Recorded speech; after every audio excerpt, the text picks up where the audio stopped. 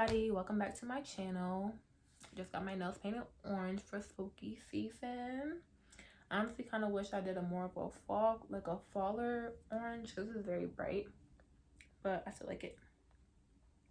I hope you guys are ready for the reading that I'm about to give y'all. I think it's a Libra new moon. Well, I know it's Libra new moon that's coming up. Yes, we're going to just get into the reading. I have the cards already set up in a specific order. I didn't do it intentionally, but we're just gonna roll with it. Okay, so the new moon is on Thursday, October 15th, and it is in the sign of Libra. And what is the energy like surrounding the new moon? What do we need to know as a collective?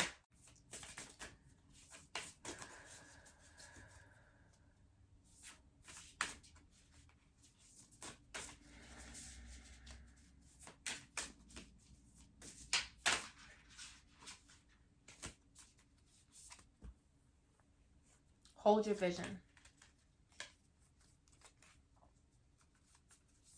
Put one more.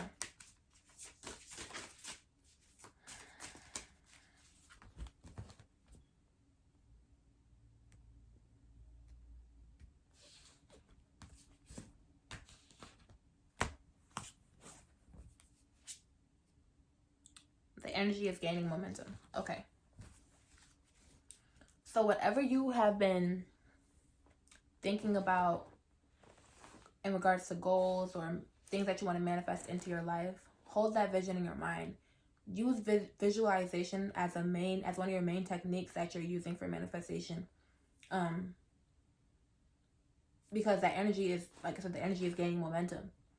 It's growing. The energy is growing. The energy that is helping that thing manifest in your life is starting to step forward, starting to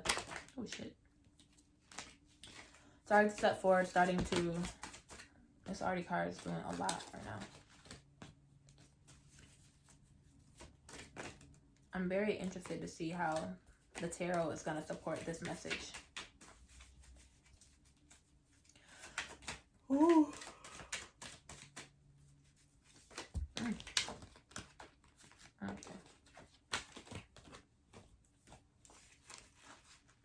Shuffling these cards for the new moon in Libra on October 15th, 2020. What is the energy like? What do we need to focus on?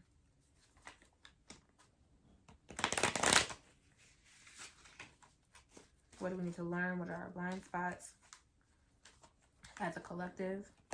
And specifically for the individuals that will be watching this video, I'm going to give them a message that resonates. Okay. Oh.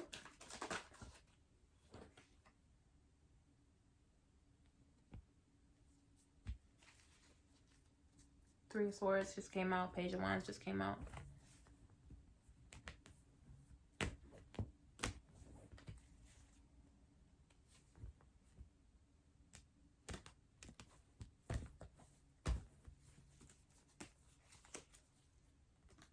Knight of Swords just came out.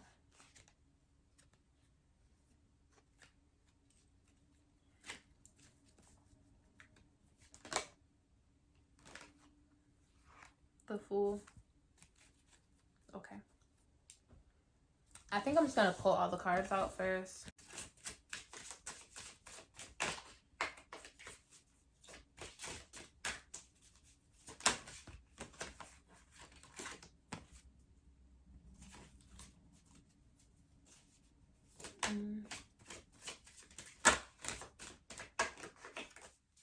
Is Mercury in retrograde right now? Okay, so Mercury is currently not retrograde, but it's about to be retrograde in a few days. Like right before the new moon, it'll be retrograde. So it's interesting that this card came out. This astrology card. Whew. Excuse me.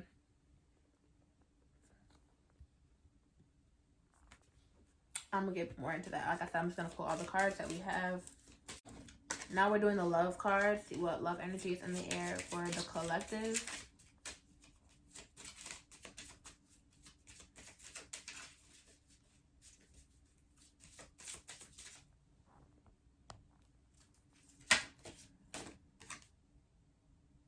Calling in your soulmate. I feel like this comes in a lot.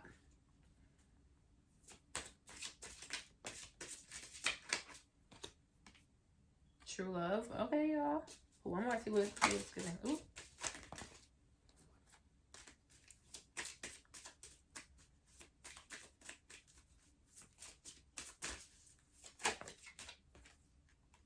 Playfulness. Okay.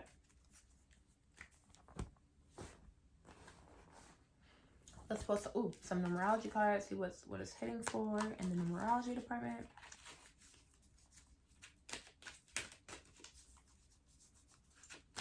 So yeah, if you have a vision of being with your soulmate, being with someone that treats you right, hold that vision in your head, because literally the card that came out, remember when that card first came out at the beginning of the reading, I was saying visualization is going to be a powerful tool.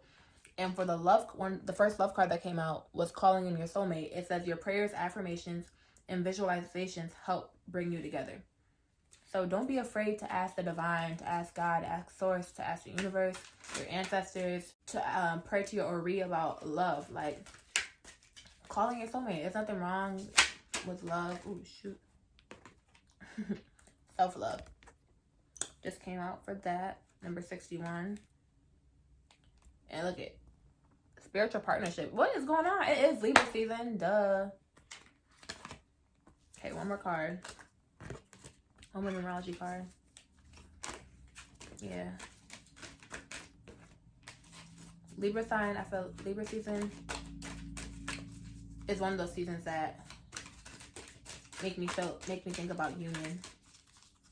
Gemini season is one of them as well. Ooh. Parenting. Who pregnant? Who is pregnant? I can't even see it.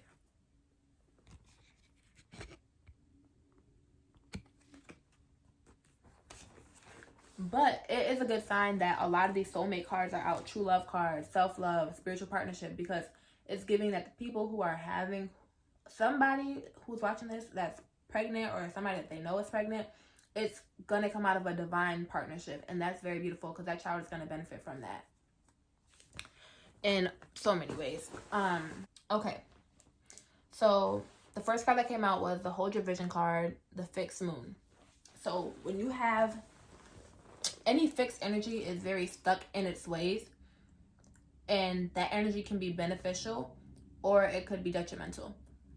But if you have because I know that the card is saying to hold your vision, it's giving that you being fixed in whatever energy or like stuck on whatever idea, it's a very good thing for you right now, because the card is recommending that you keep doing it.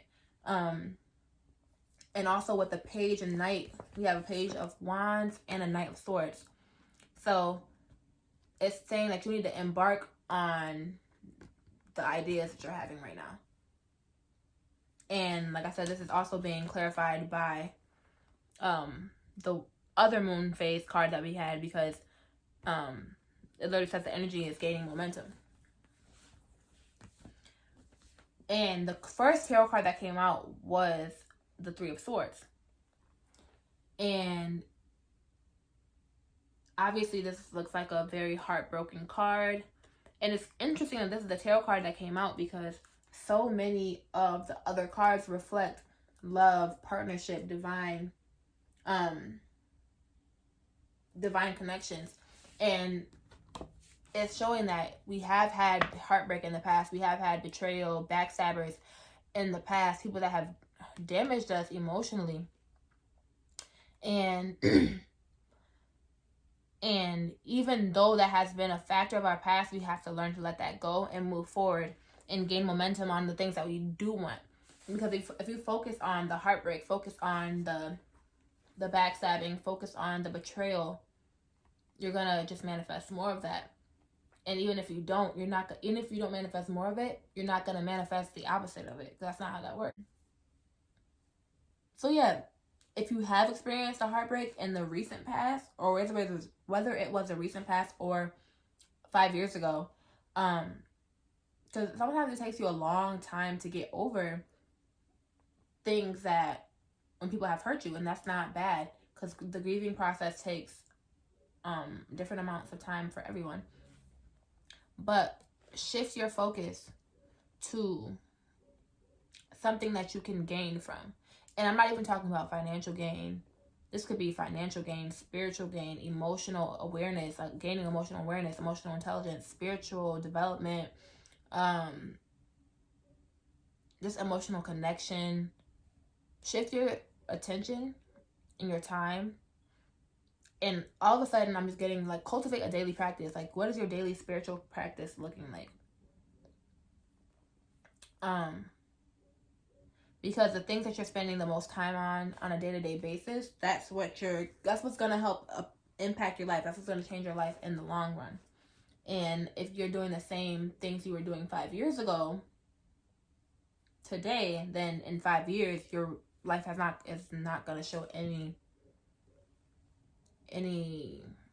growth, any improvement. And I know that's what we all have a desire for. That's what we all have goals of, improving oneself. And also, jumping the gun a little bit, the parenting card that came out is suddenly just called to me, and it was telling me that there might be some people who are pregnant right now, especially because I see all these like true love cards, but also because the self-love card came out as well, it's telling me that we need to reparent ourselves. Like, reparent yourself, because a lot of us are grown, but a lot of us have a lot of childhood trauma that we have not faced, that we have not gotten over, that we have not dealt with. We suppressed it for 15 years. And it's like, in order to give oneself love, we have to reparent ourselves and give ourselves the love that we wish our parents would have given to us. And even if, like, for instance, your mother was a great mother, but she didn't really cook. So if your mother didn't cook, let's say there was nobody else that taught you how to cook, so now you don't know how to cook. That doesn't mean you had a bad mom. That doesn't mean you had a horrible childhood. But sometimes you need to reparent yourself and teach yourself certain skills, whether it be cooking or just some certain type of emotional awareness skills, or any other skill for that matter, that your parent didn't teach you. Maybe because they didn't enjoy it, so they didn't teach it to you, or just because their parent never taught them, and they didn't even have the awareness that was even a skill that needed to be taught. So yeah, take the time to reparent yourself as a way of giving yourself love.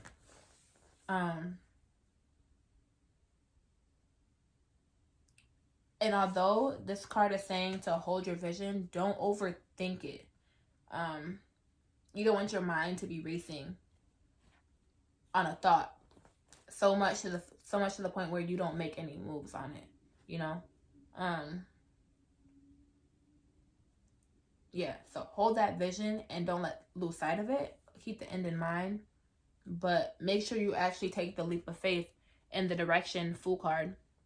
Leap of faith in the direction, and put some action behind those thoughts. Put some action behind that vision. Otherwise, nothing's going to happen.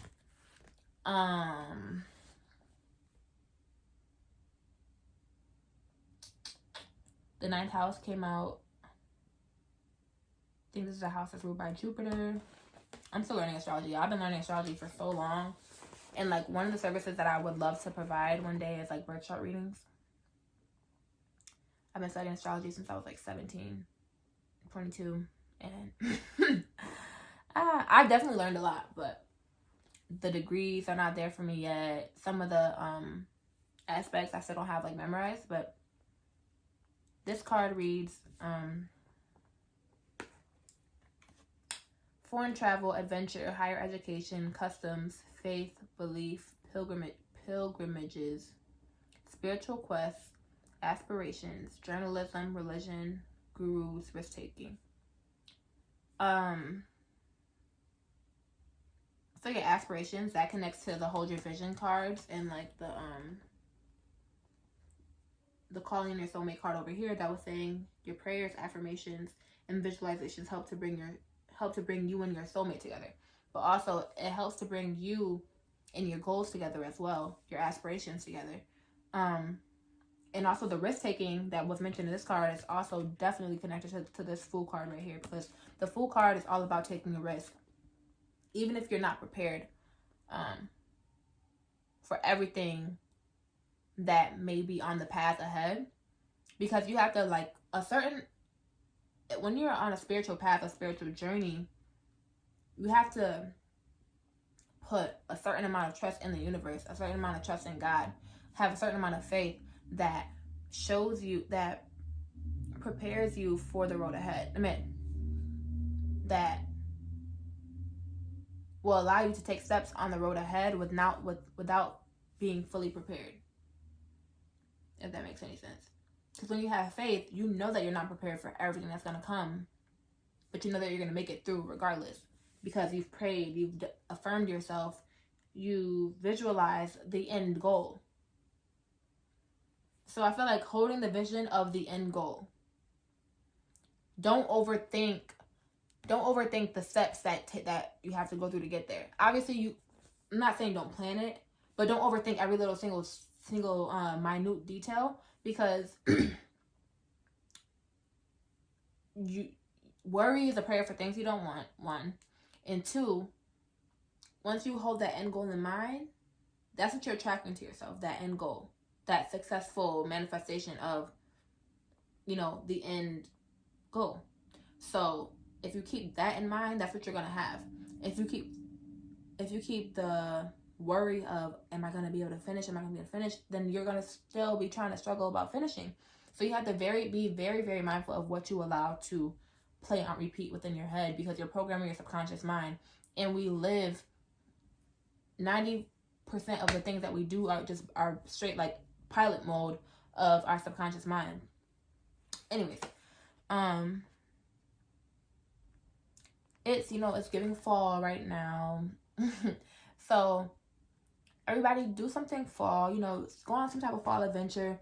I definitely recommend getting out in nature. And just staying present with it. I know it's cold here. So if it's cold where you are, bundle up and do it, But definitely get out in nature and take a little spiritual journey, a spiritual walk, a spiritual whatever. And like do it set your intention before you take the walk. Set your intention before you go about this hike. And just ask nature to teach you whatever you need to know. Whether it be from a bird that lands on you or a butterfly that lands on you, whatever lands on you. And even if it's in the breeze, like you can really learn from so much. Or whether you encounter somebody on this trail that teaches you something, you never know. I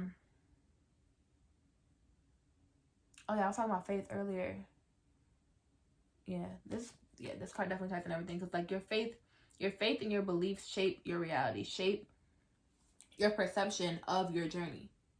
Because you could have two people on the same exact path, and one person will be miserable, and not even two people. Let's say two people ask for the same thing. Let's say two people are passionate about being a hairdresser, and both of these people both go to the same school, beauty school, are encountering the same hurdles, same obstacles, and one person will be extremely way happier than the other, simply because of the thoughts that they have going through their head, encouraging thoughts they feed themselves. If you're feeding yourself with, oh, I'm never gonna make it, or this is never gonna be over, or if you have people around you that are feeding you that type of negative those type of negative thought patterns, then you're gonna have a way less enjoyable journey than the other person. So you have to be mindful of the ideas and beliefs that you're feeding yourself on a regular basis, because it's gonna impact your journey. And when you look back from the future, like when you look back in hindsight, your experience of that journey is going to be a very negative experience instead of a happy, motivating, positive one, because you spent that whole time on your path in dread because you didn't provide yourself with proper encouraging thoughts. And like I said, Mercury is going to be going retrograde around the same exact time of, I think, the day before the new moon.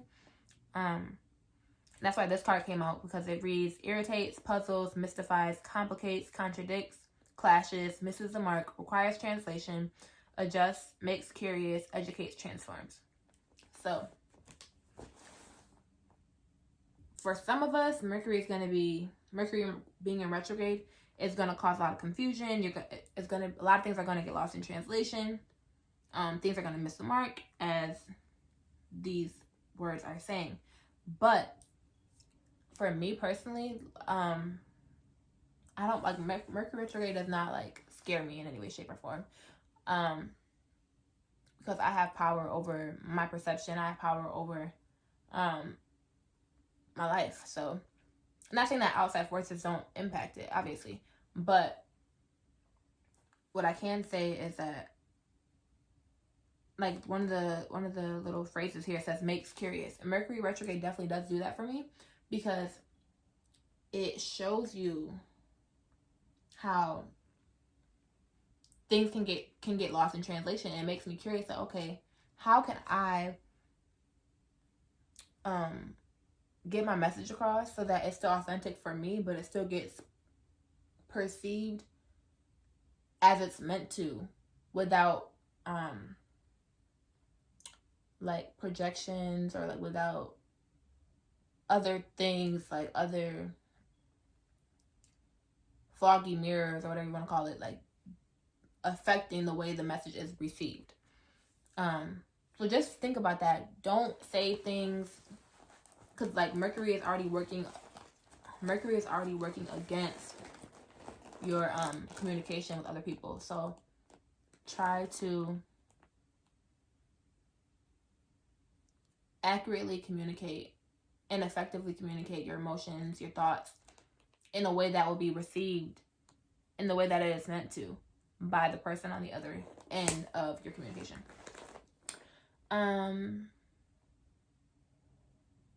Yeah, because you want to, like, the Sun card came out as well, and you want to be aware. Be very self-aware of your communication, because are you saying it in a way that it could get, it's like a gray area based on what you're saying, like they don't really know what you mean, and then now they can, when you're not clear, they can then use their own insecurities and projections and fill in the gaps, and then now there's a big miscommunication. Now they're offended when there was nothing to be offended about, and that can just get really bad. So be aware of the way you're communicating. And yeah, this card is definitely affirming the reparenting yourself. Make sure you take time to sit back and realize, okay, what do I wish my parents taught me that they didn't teach me? What did my parents miss the mark on? What can I do to refill my cup with the things that I felt like I was lacking? Because I feel like we have to become self-sufficient in some way, shape, or form, and not in a way that, like, oh, I don't need nobody in the world. It's just me. And I can live for myself. I can depend on my own self. Like, yes, but no. Like, at the same time, community is very important. Family is very important, whether it's your biological blood family or it's your spiritual soul family that you have called in, that is just the perfect family for you. Because I had a conversation with an elder yesterday, about how sometimes you gotta let your family go and call in your spiritual family, because your spiritual family, sometimes blood, it just don't be given. It don't be given what it's supposed to give. Like, and we deserve to have bonds that support us. And if our family can't give us that, then we have to call that in from somewhere else, because it's definitely out there. We can definitely find that out there. And yeah, so along with calling your soulmate, call in your spiritual family. Call in people that your soul tribe, people that you can bond with and commune with, that you don't have to you don't have to fake anything with. You can just be your authentic self and they accept you with open arms. You can be emotionally vulnerable with them and they can accept you with open arms. And it's crazy because it's crazy how you can talk about certain things with complete strangers and they'll be willing to receive you with open arms, and you can talk about that same thing with your family and they're judging you about it. But yeah, definitely love is in the air. Self-love, romantic love, love of kids, it's all in the air. So if you get like a new little thing trying to pop up in your life and give you some love and affection, definitely accept them with open arms. And see where it goes. Don't knock it until you experience it. You know, don't just say, oh, no, I'm not. Like, if you know within yourself that you're not ready and that you need to give yourself some more self-love before you embark on a spiritual partnership. And honestly, a spiritual partnership does not have to be romantic, but it is giving a lot of romantic energy around here. But it could be a spiritual partnership, could be you and a spiritual mentor, or you and a spiritual elder that you are bonding with, you and, you know, it could be something like that. Also, to end the reading, the playfulness card came out, and I would definitely say just be more open to being very open-minded and playful with your life, and don't take everything so serious. Like, life is a playground. Enjoy it, have fun, make the best out of it, laugh, learn to laugh at your pain, learn to laugh at your mistakes, also learn from them, you know, and life will be a lot easier, because like the Fool card, he's very kind of naive, and this journey that's ahead of him is not gonna be as easy as he may think it will be. And like I said, he's not really that prepared for the journey, but the Fool will definitely have a lot more fun on the journey if he has fun, you know. Like, if he has his mind, if he's willing to laugh at the obstacles that come up. Maybe not right away, but at some point he's willing to laugh at it instead of just stressing out about it for the rest of his life. Like, he'll be able to continue on his path with a lot less effort, because he'll have a lot less emotional baggage that's bringing him down and dragging him down and slowing him down along that path. But yes, I hope that was message resonated with at least one person. Thank you for subscribing to my channel if you have already, and if you have not, definitely subscribe, please and thank you. I would love that. I appreciate your support, and yes, have a beautiful day, y'all.